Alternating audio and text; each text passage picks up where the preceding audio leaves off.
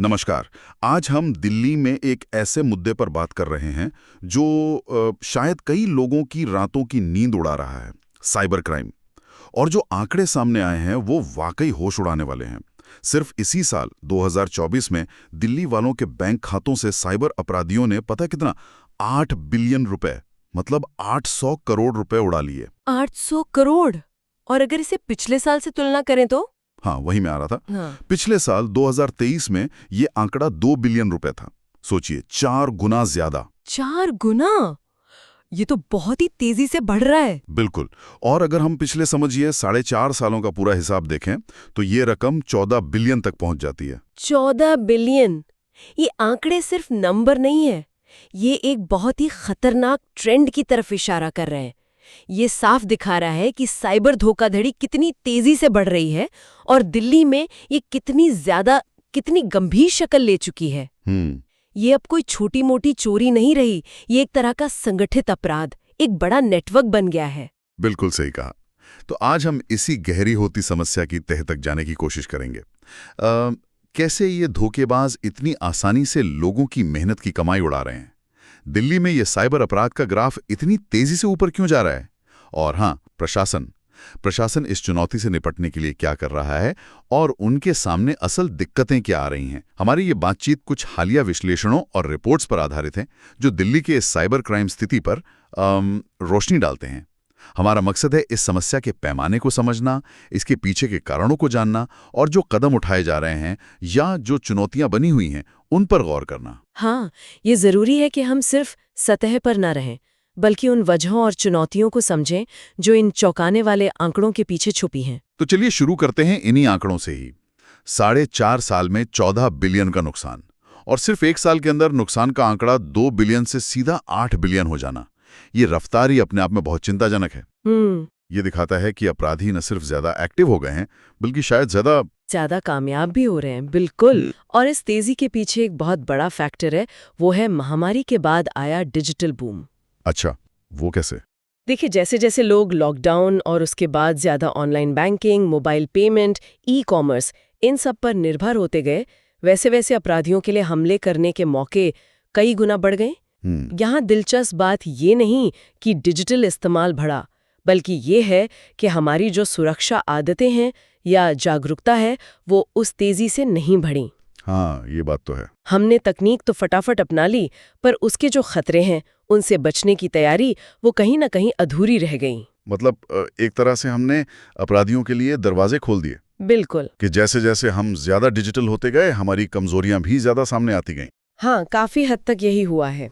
देखिए, ज्यादा ऑनलाइन गतिविधि का सीधा मतलब है ज्यादा डेटा जनरेट होना, ज्यादा लेन देन होना और ज्यादा ऐसे पॉइंट्स जहां अपराधी सेंध लगा सकते हैं। वो फिशिंग, मतलब नकली ईमेल या वेबसाइटों के जरिए आपकी जानकारी चुराने की कोशिश। हाँ, वो तो बहुत आम है। बिल्कुल।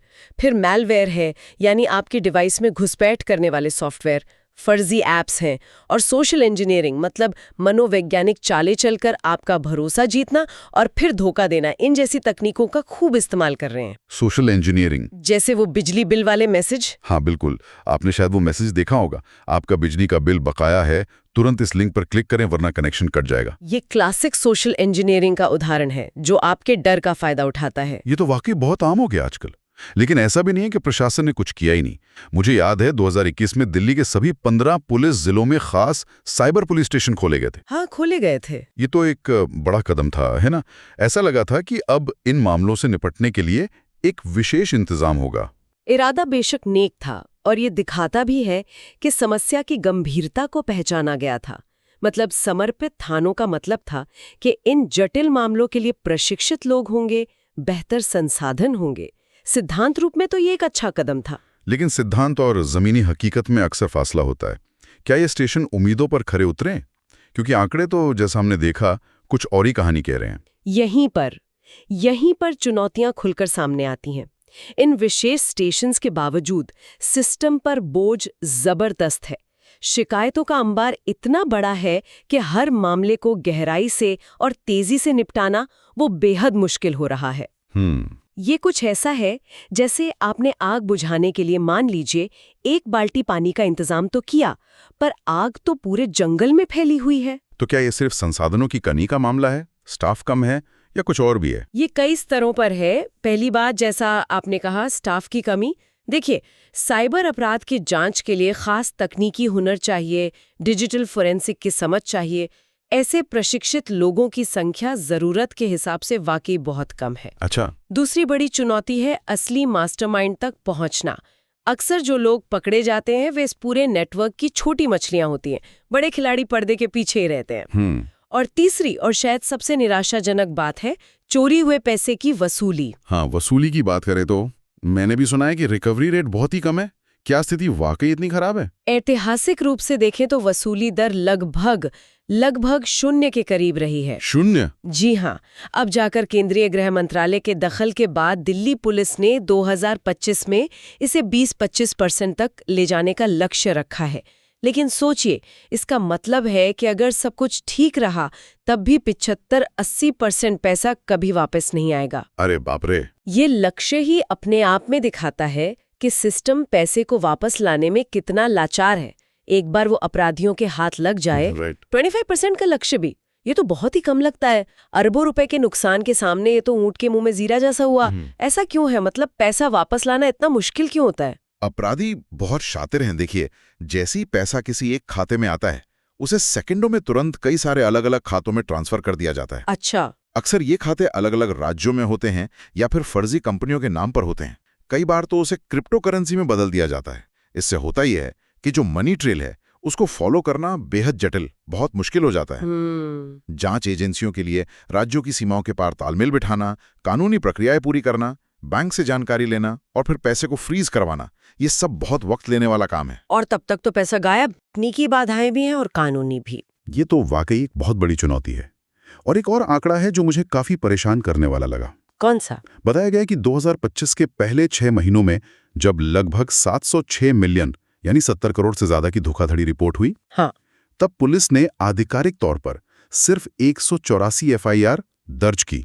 एफआईआर यानी फर्स्ट इन्फॉर्मेशन रिपोर्ट, जो किसी भी अपराध की पहली आधिकारिक सूचना होती है। सिर्फ 184। हाँ, और ये आंकड़ा एक बेहद गंभीर सवाल खड़ा करता है। क्या मतलब है इसका? इसका क्या मतलब है? क्या हजारों शिकायतें सिर्फ कागजों में दबकर रह जाती हैं? क्या उन्हें एफआईआर में बदलने की जो प्रक्रिया है वो इतनी जटिल है कि बहुत कम मामले ही उस स्टेज तक पहुंच पाते हैं? या फिर लोग शिकायत करने से ही कतरा रहे हैं क्योंकि उन्हें शायद सिस्टम पर भरोसा ही नहीं रहा? ये भी हो सकता है। वजह चाहे जो भी हो, इसका नतीजा बहुत खतरनाक है। एक तो पीड़ितों को न्याय नहीं मिलता, दूसरा अपराध का जो सही पैमाना है वो छिप जाता है, और तीसरा अपराधियों का हौसला बढ़ता है कि वे पकड़े नहीं जाएंगे। ये सिर्फ पीड़ितों के लिए निराशाजनक नहीं है, ये पूरे सिस्टम की विश्वसनीयता पर ही सवाल उठाता है। इसी निराशाजनक तस्वीर के बीच शायद सरकार ने एक नई पहल शुरू की है, E0 FIR। इसके बारे में थोड़ा बताएंगी? जून में गृह मंत्री अमित शाह जी ने दिल्ली में इसकी घोषणा की थी। हाँ, ये एक पायलट प्रोजेक्ट के तौर पर शुरू किया गया है। इसके तहत अगर कोई व्यक्ति राष्ट्रीय साइबर अपराध रिपोर्टिंग पोर्टल, जिसे संक्षेप में I4C कहते हैं, यानी Indian cyber crime coordination centre, अच्छा, I4C, हाँ, या फिर हेल्पलाइन नंबर 1930 पर ऑनलाइन धोखाधड़ी की शिकायत दर्ज कराता है, और अगर धोखाधड़ी की रकम 10 लाख यानी 1 मिलियन रुपए से ज्यादा है, तो उस शिकायत को सिस्टम द्वारा ऑटोमेटिकली अपने आप ही एक 0 FIR में बदल दिया जाता है। 0 FIR, इसका क्या मतलब है? और ये E0 FIR कैसे काम करती है? देखिए, 0 FIR का कॉन्सेप्ट ये है कि शिकायत किसी भी पुलिस स्टेशन में दर्ज की जा सकती है, चाहे अपराध असल में कहीं भी हुआ हो। बाद में उसे जांच के लिए सही पुलिस स्टेशन को ट्रांसफर कर दिया जाता है। ओके। E0 FIR इसी प्रक्रिया का डिजिटल रूप है। इसका मकसद ये है कि पीड़ित को शिकायत दर्ज कराने के लिए थानों के चक्कर ना काटने पड़े, खासकर शुरुआती सबसे जरूरी घंटों में। शिकायत ऑनलाइन हुई और अगर रकम बड़ी है, 10 लाख से ज्यादा, तो तुरंत एक FIR नंबर जनरेट हो गया। इससे पुलिस पर तुरंत कार्रवाई करने का एक तरह का दबाव बनता है। सुनने में तो ये प्रक्रिया को काफी तेज और आसान बनाने जैसा लगता है, लेकिन क्या ये सिर्फ कागजी कार्रवाई तेज करेगा या वाकई जमीन पर वसूली बढ़ने में इससे कुछ मदद मिलेगी? कहीं ये सिर्फ आंकड़ों को बेहतर दिखाने का तरीका तो नहीं बन जाएगा? देखिए, इरादा तो अच्छा है। उम्मीद यही है कि तुरंत एफआईआर दर्ज होने से जांच जल्दी शुरू होगी, खासकर गोल्डन आवर में, यानी धोखाधड़ी के तुरंत बाद के कुछ घंटों में। अगर पुलिस तेजी से एक्शन ले पाती है तो शायद कुछ खातों को फ्रीज किया जा सके और पैसे की रिकवरी की संभावना थोड़ी बढ़ सकती है। थोड़ी? हाँ, थोड़ी। तो हाँ, इसमें क्षमता तो है, खासकर बड़ी रकम के मामलों में। ये पीड़ित केंद्रित, विक्टिम सेंट्रिक होने की दिशा में एक कदम तो है। लेकिन क्या ये काफी है? मतलब साइबर अपराधी भी तो चुप नहीं बैठे होंगे, वो भी तो अपनी तकनीकें लगातार बदल रहे होंगे। बिल्कुल, यहीं पर हमें बड़ी तस्वीर देखनी होगी। EFIR एक जरूरी कदम हो सकता है, लेकिन ये साइबर अपराध के उस विशाल समुद्र में एक लहर की तरह है जो लगातार बढ़ रहा है। अपराधी जो है वो प्रवर्तन यानी पुलिसिंग की कमियों का, टेक्नोलॉजी के लूप होल्स का और सबसे बढ़कर लोगों की जागरूकता में कमी का लगातार फायदा उठा रहे हैं। उन्हें पता है कि सिस्टम पर दबाव है, उन्हें पता है कि जांच धीमी हो सकती है, और उन्हें ये भी पता है कि बहुत से लोग अभी भी अनजान क्लिक्स या संदिग्ध कॉल्स का शिकार आसानी से हो जाते हैं। और जैसा कि आपने पहले भी इशारा किया था, ये सिर्फ दिल्ली की समस्या नहीं है। कतई नहीं। दिल्ली की कहानी तो समझिए पूरे भारत की कहानी का एक छोटा सा हिस्सा भर है। जैसे जैसे भारत डिजिटल इंडिया की तरफ बढ़ रहा है, वैसे वैसे ऑनलाइन वित्तीय अपराध एक राष्ट्रीय महामारी बनते जा रहे हैं। छोटे शहरों से लेकर महानगरों तक हर जगह लोग इसका शिकार हो रहे हैं। सही बात है। इसलिए समाधान भी सिर्फ दिल्ली केंद्रित नहीं हो सकता। ये एक ऐसी लड़ाई है जिसे राष्ट्रीय स्तर पर कई मोर्चों पर एक साथ लड़ना होगा। बेहतर और तेज पुलिसिंग, एडवांस टेक्नोलॉजी का इस्तेमाल, बैंकों और वित्तीय संस्थानों की ज्यादा जिम्मेदारी तय करना और सबसे अहम, नागरिकों को लगातार जागरूक करते रहना। तो अगर हम इस पूरी बातचीत को अब समेटें तो तस्वीर कुछ ऐसी उभरती है। दिल्ली में साइबर धोखाधड़ी से होने वाला जो वित्तीय नुकसान है वो खतरनाक स्तर पर पहुंच चुका है। हाँ। और ये डिजिटल दुनिया पर हमारी जो बढ़ती निर्भरता है उससे सीधे तौर पर जुड़ा हुआ है। हाँ, और हमने देखा कि समर्पित साइबर पुलिस स्टेशन जैसे प्रयासों के बावजूद कई बड़ी चुनौतियां वैसी की वैसी ही हैं। संसाधनों की भारी कमी है, पैसे की वसूली लगभग न के बराबर हो रही है, और जो दर्ज मामले हैं उनकी संख्या वास्तविक शिकायतों से बहुत कम है। ये सारी बातें प्रणालीगत कमजोरियों की ओर साफ इशारा करती हैं। और जो नई E0 FIR पहल है वो कुछ उम्मीद जरूर जगाती है। उसका लक्ष्य प्रक्रिया को तेज करना है और शायद वसूली में कुछ सुधार लाना है, कम से कम बड़े मामलों में तो जरूर। लेकिन जैसा हमने बात की, ये पहल असल में कितनी कारगर होगी ये देखना अभी बाकी है, खासकर तब जब अपराधी लगातार ज्यादा शातिर होते जा रहे हैं और सिस्टम की कमियों का फायदा उठा रहे हैं।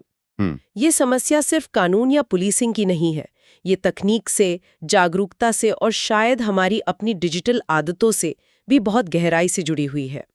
ये एक राष्ट्रीय चुनौती है जिसके लिए लगातार नए समाधान खोजने होंगे। ये एक तरह की चूहे बिल्ली की दौड़ है और अभी तो ऐसा लग रहा है कि अपराधी ज्यादा तेज भाग रहे हैं। ये वाकई एक जटिल और लगातार विकसित होती चुनौती है और ये हमें सोचने पर मजबूर करती है कि जब हम देख रहे हैं कि ये घोटाले कितनी तेजी से अपना रूप बदल रहे हैं और पुलिसिंग की अपनी सीमाएं हैं, तो सिर्फ प्रशासन के भरोसे रहने के बजाय समाज के स्तर पर या व्यक्तिगत स्तर पर हमें अपने व्यवहार में किस तरह के बदलाव लाने होंगे ताकि साइबर धोखाधड़ी के ज्वार को सचमुच रोका जा सके। शायद ये सवाल हम सबके सोचने के लिए है।